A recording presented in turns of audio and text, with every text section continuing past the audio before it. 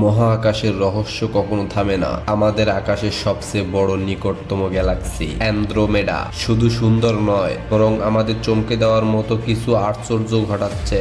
বিজ্ঞানীরা লক্ষ্য করেছেন এক অদ্ভুত এবং বিরল ঘটনা। অ্যান্ড্রোমেডার সমস্ত স্যাটেলাইট গ্যালাক্সি যেন এক রেখায় চলে এসেছে, আর সেই রেখা ঠিক আমাদের দিকে। হ্যাঁ, ঠিক শুনছেন, এই ধরনের মিলন খুবই বিরল, এবং এটার মানে শুধু সৌন্দর্য নয়, সম্ভবত এটা আমাদের মহাবিশ্বের ধরনকে নতুনভাবে বোঝার চাবিকাঠি হতে পারে। আজ আমরা এই রহস্যের গভীরে নামবো। অ্যান্ড্রোমেডা এবং তার স্যাটেলাইট গ্যালাক্সি। অ্যান্ড্রোমেডা হলো আমাদের নিকটতম বিশাল গ্যালাক্সি, প্রায় 25 মিলিয়ন লাইট ইয়ার দূরে। এর চারপাশে শতাধিক ছোট স্যাটেলাইট গ্যালাক্সি আছে।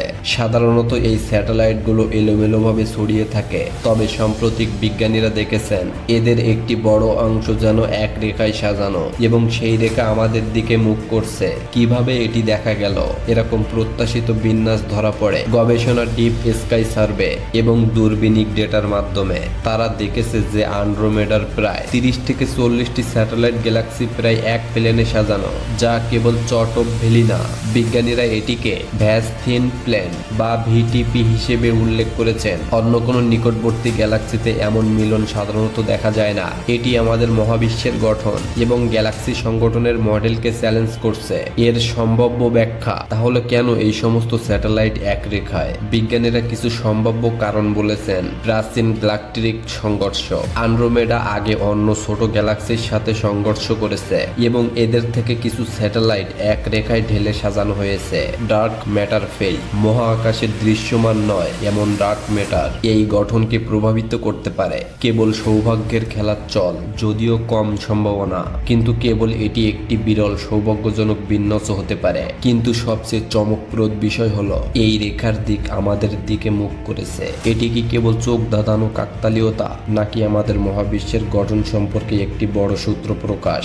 বিজ্ঞানীদের উদ্বেগ এবং অনুসন্ধান গবেষণা করেছেন এটি তাদের ধ্যানের বাহিরে। এই বিন্যাস সাধারণ গ্যালাক্সি মডেলের সাথে মেলে না। কিছু গবেষক মনে করছেন এটি আমাদের মহাবিশ্বের গঠন ও ডার্ক ম্যাটারের ধারণা পরিবর্তন করতে পারে। তারা আরো গভীর পর্যবেক্ষণ এবং 3D মডেলিং করছেন, যাতে বোঝা যায় এই রেখার উৎপত্তি কি। যদি এটি সত্যি প্রাচীন সংঘর্ষ বা ডার্ক ম্যাটারের প্রভাব, তবে আমাদের মহাবিশ্বের সম্পর্কে যে ধারণা ছিল তা পুনর্লিখিত হতে পারে। তাহলে অ্যান্ড্রোমেডার সমস্ত স্যাটেলাইট কেন এক রেখায় দাঁড়িয়ে আছে এবং আমাদের দিকে তাকাচ্ছে? বিজ্ঞান এখনো নিশ্চিত নয়। এটি কি একটি বিশাল মহাজাগতিক পরিকল্পনা, নাকি কেবল সৌভাগ্য? একটি জিনিস নিশ্চিত, আমাদের মহাবিশ্ব আরো রহস্যময়, আরো বিস্ময়কর এবং আরো অবাক করা। আমরা আজ যা জানি তা শুধু প্রারম্ভিক সূচনা।